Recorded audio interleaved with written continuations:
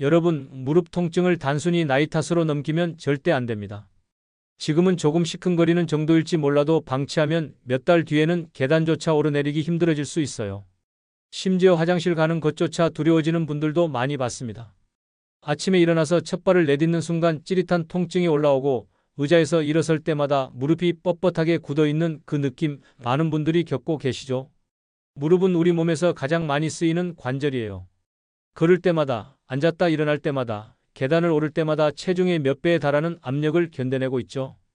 평지를 걸을 때는 체중의 3배, 계단을 오를 때는 무려 7배에 달하는 압력이 무릎에 가해진다고 해요. 그래서 무릎은 나이가 들수록 가장 먼저 문제가 생기는 부위 중 하나입니다. 저는 30년간 무릎 통증 생활요법을 연구해온 박사 이정훈입니다. 그동안 수많은 어르신들을 만나며 느낀 건 대부분 통증을 참다가 너무 늦게 대처한다는 거예요. 처음엔 조금 불편한 정도라서 그냥 넘어가고 점점 심해져도 나이 들면 다 그런 거라고 생각하면서 방치하시는 거죠. 그러다가 정말 견디기 힘들 정도가 되어서야 병원을 찾으시는데 그때는 이미 많이 진행된 상태인 경우가 많습니다. 약을 먹거나 주사를 맞으면 잠깐 좋아지는 것 같지만 며칠 지나면 다시 아프고 결국 습관처럼 반복하게 됩니다. 하지만 그건 근본적인 해결책이 아니에요. 약은 일시적으로 통증을 줄여줄 뿐이지 무릎 자체가 좋아지는 게 아니거든요. 오히려 통증이 줄어들었다고 무리하게 움직이다가 더 악화되는 경우도 많아요. 오늘 제가 말씀드릴 방법은 약이나 주사처럼 잠시만 좋은 게 아니라 집에서 누구나 쉽게 따라할 수 있는 생활요법입니다. 바로 소주와 생강을 활용한 외용법인데요. 비용도 거의 안 들고 무엇보다 위나 간에 부담 없이 통증 부위에 직접 작용할 수 있어요. 먹는 게 아니라 바르는 거라서 몸속으로 들어가는 부담도 없습니다. 소주 한 병과 생강 몇 조각이면 충분해요. 이 방법을 끝까지 들으시면 원리부터 만드는 법, 안전하게 쓰는 법까지 모두 알 수 있어요. 그리고 무엇보다 중요한 건 이걸 단독으로 쓰는 게 아니라 생활 습관과 함께 병행해야 진짜 효과를 본다는 거예요. 소주 생강물만 바른다고 무릎이 좋아지는 게 아니라 체중 관리도 하고 근육 운동도 하고 무릎에 무리 가는 습관도 고쳐야 해요. 지금부터 그 모든 것을 차근차근 알려드리겠습니다. 요즘 무릎 때문에 걷기 힘드신 분 계신가요? 댓글로 이야기 나눠봐요. 얼마 전 제 연구소 상담실에 72세 김영자 어르신이 찾아오셨어요. 평생 동네장을 걸어다니며 사셨는데 몇 년 전부터 무릎이 쑤시기 시작하면서 계단만 봐도 한숨이 나오셨대요. 장을 보러 가는 것도 점점 두려워지고 손주들 만나러 가는 것조차 망설여지더라고 하셨습니다. 무릎 때문에 삶의 질이 급격히 떨어지는 걸 보면서 정말 안타까웠어요. 처음엔 파스를 붙이고 그 다음엔 진통제를 먹기 시작하셨대요. 약을 먹으면 잠깐 괜찮았다가 다시 아프고 주사도 맞아봤지만 며칠 뒤면 똑같아지는 악순환이 반복됐어요. 그래서 결국 외출을 거의 안 하게 되고 집에만 있다 보니 다리 힘도 점점 빠지는 거죠. 움직이지 않으니까 근육이 더 약해지고 근육이 약해지니까 무릎이 더 아픈 악순환이었습니다. 근데 생활 속에서 작은 습관을 바꿔드리고 소주 생강물을 활용하는 법을 알려드린 뒤에는 아침에 첫 발을 내디딜 때의 찌릿한 통증이 훨씬 줄었다고 말씀하셨어요. 지금은 다시 동네 산책도 즐기고 계시고요. 무엇보다 손주들이랑 놀이터 가는 게 행복하다고 하시더라고요. 이런 변화가 가능했던 건 단순히 한 가지 방법만 쓴 게 아니에요. 소주 생강물로 통증 부위 관리도 하시고 허벅지 근육 강화 운동도 조금씩 시작하시고 무릎에 무리 가는 생활 습관도 하나씩 고치셨어요. 바닥에 앉는 대신 의자에 앉기 시작하고 계단은 손잡이를 꼭 잡고 천천히 오르내리고 무거운 짐은 나눠서 들기 시작했죠. 이 모든 게 맞물려야 진짜 변화가 일어나는 겁니다. 한두 가지만 바꿔서는 효과가 크지 않아요. 오늘 이 영상에서 말씀드릴 내용은 여러분의 무릎 관리 방식을 완전히 바꿀 수 있는 중요한 지혜예요. 이 이야기를 끝까지 듣고 실천하셔야만 진정한 변화를 경험할 수 있습니다. 혹시 아직 구독과 좋아요를 누르지 않으셨다면 지금 바로 눌러주세요. 이 채널은 여러분의 건강한 노년을 응원합니다. 끝까지 보지 않으시면 가장 중요한 실천법을 놓치게 돼요. 마지막에 나올 단 하나의 습관이 모든 것을 바꿀 수 있거든요. 뒤에 나올 정확한 사용법을 모르시면 지금까지의 노력이 의미 없어질 수 있어요. 소주 생강물을 바르는 타이밍, 마사지하는 방법, 운동과 병행하는 순서까지 모두 중요해요. 이런 세부 사항들을 놓치면 효과가 반감될 수 있습니다. 여러분의 작은 습관을 바꾸는 실천만으로도 충분히 일어날 수 있는 일이죠. 그래서 이제는 우리 일상에서 무릎 통증과 직접 연결되는 원인들을 하나씩 짚어보겠습니다. 무릎 통증을 키우는 일상 속 원인들. 무릎 통증이 생기는 가장 큰 원인 중 하나가 바로 연골의 마모예요. 무릎 연골은 뼈와 뼈가 부딪히지 않도록 완충 역할을 하는데 이게 40대 이후부터 서서히 닳기 시작합니다. 특히 쪼그려 앉기나 무릎 꿇기 습관이 잦으면 연골이 더 빨리 닳아요. 연골은 한번 손상되면 재생이 안 되기 때문에 더욱 조심해야 합니다. 대한정형외과학회 연구에 따르면 이런 자세를 자주 취하는 사람들에게서 연골 손상이 훨씬 빠르게 진행된다고 보고됐습니다. 제가 만난 69세 박미자님도 그랬어요. 평생 바닥 생활을 하시면서 밭일도 많이 하셨는데 어느 순간부터 무릎에서 소리가 나고 걷는 것조차 힘들어지셨대요. 알고 보니 연골이 많이 얇아져 있었던 거죠. 특히 밭일할 때 쪼그려 앉아서 오랜 시간 일하셨던 게 큰 원인이었어요. 그래서 우선 의자 생활을 늘리고 쪼그려 앉는 습관을 최대한 줄이도록 권해드렸어요. 걸레질할 때도 막대 걸레를 쓰시고 밭일할 때도 작은 의자에 앉아서 하시도록요. 이미 연골 손상이 진행된 상태라면 무리한 운동은 오히려 독이 될 수 있어요. 등산이나 계단 오르기처럼 무릎에 충격을 주는 운동은 피하시는 게 좋습니다. 연골이 다른 상태에서 무리하게 움직이면 뼈끼리 직접 부딪히면서 더 큰 손상이 생길 수 있거든요. 여러분은 평소 무릎을 꿇는 습관이 얼마나 있으신가요? 화장실 청소하실 때, 밭일하실 때 한번 돌아보세요. 그 다음으로 중요한 게 근육과 인대의 약화예요. 허벅지 앞뒤 근육이 약해지면 무릎이 충격을 고스란히 받게 돼요. 근육이 튼튼하면 무릎 관절을 보호해주는데 나이 들면서 근육이 빠지니까 무릎이 불안정해지는 거죠. 특히 허벅지 앞쪽 대퇴사두근이 약해지면 무릎을 제대로 지탱하지 못해서 통증이 심해져요. 한국스포츠과학연구원 조사 결과를 보면 허벅지 근육이 강한 노년층은 무릎 통증 발생률이 현저히 낮았다고 해요. 74세 김동호님은 무릎이 아파서 걷기도 힘들어 하셨는데 의자에 앉아서 다리를 앞으로 쭉 뻗는 운동을 하루 10분씩 시작하셨어요. 처음엔 힘들어 하셨지만 2주 정도 지나니까 무릎이 덜 흔들리고 계단도 조금씩 오를 수 있게 되셨어요. 허벅지 근육이 조금씩 생기면서 무릎을 받쳐주기 시작한 거죠. 특히 계단을 오를 때 무릎이 안정적이라고 느끼셨대요. 근육이 생기면서 무릎에 가해지는 부담이 줄어든 거예요. 하루 10분이라도 허벅지 근육 운동을 꾸준히 하는 게 정말 중요해요. 다만 갑작스럽게 무리한 운동을 시작하면 오히려 무릎을 다칠 수 있으니 천천히 강도를 높여가야 합니다. 처음엔 5회부터 시작해서 익숙해지면 10회, 15회로 늘려가는 거죠. 무릎에 통증이 느껴지면 바로 멈추고 쉬어야 해요. 여러분은 무릎 보호를 위해 어떤 운동을 하고 계신가요? 또 하나 놓치기 쉬운 게 혈액순환 저하예요. 무릎 주변으로 혈액이 잘 안 돌면 영양 공급도 안 되고 노폐물 배출도 안 돼서 통증이 더 심해져요. 특히 겨울에 무릎이 더 시리고 아픈 건 혈액순환이 나빠지기 때문이에요.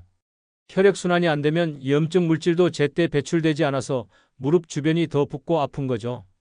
고려대학교 연구팀이 발표한 자료를 보면 무릎 관절 주변 혈류를 개선하는 것만으로도 통증 완화에 상당한 효과가 있다고 밝혔어요. 71세 장순옥님은 무릎이 항상 차갑고 뻣뻣하다고 하셨어요. 특히 아침에 일어날 때 무릎이 굳어서 한참을 주물러야 겨우 펴진다고 하셨죠. 겨울에는 더 심해서 외출하는 게 두려울 정도였대요. 그래서 하루 30분씩 동네 산책을 시작하고 저녁마다 따뜻한 수건으로 온찜질을 해드리라고 했어요. 몇 주 후에 만났더니 무릎이 훨씬 가벼워졌다고 아침에 일어나는 게 이전보다 수월해졌다고 말씀하시더라고요. 온찜질이나 가벼운 걷기 운동은 혈액순환을 돕는 아주 좋은 방법이에요.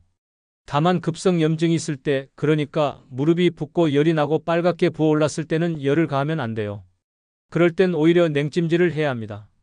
급성기에는 염증을 가라앉히는 게 먼저고 만성 통증일 때는 혈액순환을 돕는 온찜질이 좋아요. 혹시 여러분도 무릎이 차갑게 식는 느낌 받으신 적 있나요? 체중 증가도 무시할 수 없는 원인이에요. 무릎은 우리 몸의 체중을 고스란히 지탱하는 관절이에요. 체중이 1kg 늘면 무릎에는 34kg의 압력이 더 가해진다고 해요. 특히 계단을 오를 때는 그 압력이 78배까지 늘어나고요. 그러니까 체중이 5kg만 늘어도 무릎에는 35에서 40kg이 부담이 더 가해지는 셈이에요. 국립보건연구원 자료를 보면 체중을 5kg만 줄여도 무릎에 가해지는 압박은 15에서 20kg이나 줄어든다고 합니다. 68세 이수진님은 몸무게가 조금 늘었다 싶을 때부터 무릎이 아프기 시작하셨어요. 특히 계단을 내려올 때 무릎이 휘청거리고 통증이 심하셨대요. 그래서 식사량을 조금씩 줄이고 기름진 음식을 덜 드시도록 했더니 3개월 만에 체중이 3kg 빠지셨어요. 그랬더니 계단 오르내리는 게 훨씬 편해지고 장 보러 갈 때도 무릎이 덜 아프다고 하시더라고요. 무엇보다 아침에 일어날 때 무릎이 가벼워진 느낌이 확실하다고 하셨어요. 다만 무리하게 굶거나 단식하면 근육까지 빠져서 오히려 무릎이 약해질 수 있어요. 천천히 식사량을 줄이고 단백질은 충분히 드시면서 체중 관리를 하셔야 해요. 계란, 두부, 생선 같은 양질의 단백질을 몇 끼 드시면서 탄수화물과 지방만 조금씩 줄이는 거죠. 여러분은 최근 체중 관리 어떻게 하고 계신가요? 마지막으로 잘못된 생활 습관이 무릎을 망가뜨려요. 무릎은 반복된 무리한 동작으로 쉽게 손상돼요. 계단을 급하게 뛰어오르거나 무거운 짐을 들고 계단을 오르거나 쪼그려 앉았다 일어서기를 반복하면 무릎에 엄청난 부담이 가요. 대한스포츠학회 보고에 따르면 무릎의 무리한 자세가 계속 반복되면 퇴행성 변화가 훨씬 빨라진다고 해요. 73세 윤광호님은 등산을 좋아하셔서 일주일에 서너 번씩 산에 가셨어요. 거기다 손주들 돌보면서 무거운 쌀가마도 자주 옮기셨대요. 그러다 보니 어느 날부터 무릎에서 소리가 나고 통증이 심해졌어요. 특히 계단을 내려올 때 무릎이 꺾이는 느낌이 들었대요. 그래서 우선 등산 횟수를 줄이고 무거운 짐은 여러 번 나눠서 들도록 권했어요. 계단도 손잡이를 꼭 잡고 천천히 오르내리시라고요. 통증이 심할 땐 무리한 운동은 일단 중단하셔야 해요. 참고 계속하면 더 큰 손상으로 이어질 수 있거든요. 혹시 무릎에 무리 주는 습관 지금도 하고 계신가요? 한번 돌아보세요. 이렇게 무릎 통증을 키우는 원인들을 알아봤어요. 원인을 알았으니 이제는 생활 속에서 통증 완화를 돕는 소주와 생강을 활용한 외용법을 구체적으로 살펴보겠습니다. 소주와 생강을 활용한 외용법과 생활 습관 관리. 먼저 소주와 생강을 왜 함께 쓰는지부터 설명드릴게요. 생강에는 진저롤이라는 성분이 들어있는데 이게 혈액순환을 돕고 염증을 가라앉히는 데 도움을 줘요. 생강이 매운 성분이 피부를 통해 들어가면서 혈관을 확장시키고 혈액순환을 촉진하는 거죠. 그리고 소주는 알코올 성분이 피부를 통해 생강이 좋은 성분들이 잘 흡수되도록 도와주는 역할을 해요. 알코올이 일종의 용매 역할을 하면서 생강 성분이 피부 깊숙이 침투할 수 있게 하는 겁니다. 이건 먹는 게 아니에요. 반드시 피부에 바르는 외용 전용이라는 걸 꼭 기억하세요. 먹으면 위장 장애가 생길 수 있고 특히 소주가 들어가 있으니까 절대 먹으면 안 됩니다. 오직 무릎 피부에만 바르는 용도로만 사용하셔야 해요. 만드는 방법은 간단해요. 소주 한 병에 생강을 얇게 썰어서 유리병에 넣고 3일에서 일주일 정도 우려내면 돼요. 생강은 껍질을 깨끗이 씻어서 얇게 저며 썰면 되는데 너무 두껍게 썰면 성분이 잘 우러나지 않아요. 생강향이 소주에 배어들면서 연한 노란색을 띠게 되는데 그때부터 사용하시면 됩니다. 유리병은 햇빛이 들지 않는 서늘한 곳에 보관하시고 하루에 한 번씩 흔들어주면 더 잘 우러나요. 혹시 생강을 이렇게 활용해 보신 적 있으신가요? 생각보다 간단하죠? 바르는 방법도 어렵지 않아요. 우선 무릎을 깨끗하게 씻고 물기를 닦아낸 다음에 깨끗한 거즈나 화장솜에 소주 생강물을 적셔서 통증 부위에 살살 눌러 바르면 돼요. 이때 너무 강하게 문지르면 피부에 자극이 될 수 있으니까 부드럽게 두드리듯이 바르는 게 좋아요. 톡톡 두드리면서 바르면 피부에도 자극이 덜하고 성분 흡수도 잘 돼요. 그리고 절대로 상처가 있는 부위에는 바르면 안 돼요. 따갑고 염증이 생길 수 있거든요. 바른 다음에는 3분에서 5분 정도 가볍게 마사지해주면 좋아요. 무릎 주변을 원을 그리듯이 부드럽게 문질러주면 혈액순환도 더 잘 되고 성분 흡수도 잘 돼요. 무릎 앞쪽부터 시작해서 옆쪽, 뒤쪽까지 골고루 마사지해주세요. 특히 통증이 심한 부위는 조금 더 신경 써서 마사지해주시면 좋습니다. 그 다음엔 무릎 보온이 중요해요. 얇은 수건이나 무릎 보호대로 감싸주면 따뜻함이 유지되면서 효과가 더 커집니다. 피부가 따뜻해지면서 혈액순환이 더 잘 되거든요. 여러분은 평소 무릎에 마사지 자주 하시나요? 사용 횟수와 시간도 중요해요. 하루에 한두 번, 한 번 할 때 10분 이내로 하는 게 적당해요. 많이 바른다고 더 효과적인 게 아니에요. 오히려 피부에 자극이 될 수 있거든요. 저는 보통 저녁 샤워 후에 한 번, 그리고 아침에 활동 시작하기 전에 한 번 바르라고 권해요. 특히 저녁에 바르고 자면 자는 동안 무릎이 회복되는 데 도움이 돼요. 밤에는 우리 몸의 회복 기능이 활발하게 작동하니까 이때 소주 생강물을 발라주면 효과가 더 좋아요. 아침에 바를 때는 외출하기 30분 전쯤에 발라주면 좋아요. 무릎이 풀리고 가벼워진 상태로 하루를 시작할 수 있거든요. 특히 아침에 무릎이 뻣뻣한 분들은 일어나자마자 바르고 가볍게 스트레칭하면 훨씬 편해요. 여러분은 아침이랑 저녁 중에 언제 무릎 통증이 더 심하신가요? 대부분 아침에 일어날 때 더 뻣뻣하고 아프다고 하시더라고요. 주의사항은 꼭 지켜주셔야 해요. 첫째, 알레르기 테스트는 필수예요. 처음 사용하실 때는 손목 안쪽 같은 예민한 부위에 소량 발라보고 30분 정도 기다려보세요. 빨갛게 되거나 가려우면 사용하면 안 돼요. 알레르기 반응이 있으면 무릎에 바르면 더 큰 문제가 생길 수 있으니까 반드시 테스트하고 사용하세요. 둘째, 급성 염증이 있을 때는 절대 사용하지 마세요. 무릎이 붓고 열나고 빨갛게 부어올랐을 때는 오히려 악화될 수 있어요. 이럴 때는 냉찜질을 하시고 염증이 가라앉은 후에 사용하세요. 셋째, 당뇨나 피부 질환이 있으신 분들은 전문가와 상담 후에 사용하세요. 피부가 약하신 분들은 더 주의가 필요해요. 당뇨가 있으면 피부 재생이 느리고 상처가 잘 낫지 않으니까 조심하셔야 해요. 무분별하게 과다 사용하면 피부 손상을 유발할 수 있어요. 적당히, 꾸준히가 핵심입니다. 혹시 피부가 약해서 고민되신 분 계신가요? 그리고 이거 하나만 믿으면 안 돼요. 소주 생강물은 보조수단이에요. 생활 습관이 함께 바뀌어야 진짜 효과를 볼 수 있어요. 체중 관리도 하시고 허벅지 근육 운동도 병행하시고 무릎에 무리 가는 동작도 줄이셔야 해요. 그래야 통증이 줄어들고 무릎이 튼튼해져요. 한 가지만 해서는 효과가 제한적이에요. 특히 허벅지 근육 운동은 정말 중요해요. 의자에 앉아서 다리를 쭉 펴는 운동을 하루 10분씩만 해도 충분해요. 처음엔 힘들어도 2주 정도 지나면 무릎이 확실히 안정되는 걸 느낄 수 있어요. 앉아서 발끝을 위로 당기면서 다리를 쭉 펴고 5초간 유지하는 동작을 10회씩 하세요. 무릎 보온도 생활화하세요. 겨울엔 무릎 보호대를 차고 여름에도 에어컨 바람은 직접 안 닿게 하셔야 해요. 걷기 운동도 좋아요. 하루 30분 정도 평지를 천천히 걷는 것만으로도 혈액순환이 좋아지고 근육도 유지돼요. 다만 처음부터 무리하지 마시고 10분부터 시작해서 서서히 늘려가세요. 걸을 때는 발 뒤꿈치부터 착지해서 발가락으로 밀어내는 식으로 걸으면 무릎에 부담이 덜해요. 통증이 심할 땐 쉬는 것도 용기예요. 오늘부터 작은 습관 하나 바꿔보실 생각 있으신가요? 이제 오늘 말씀드린 모든 내용을 정리하며 마무리해 보겠습니다.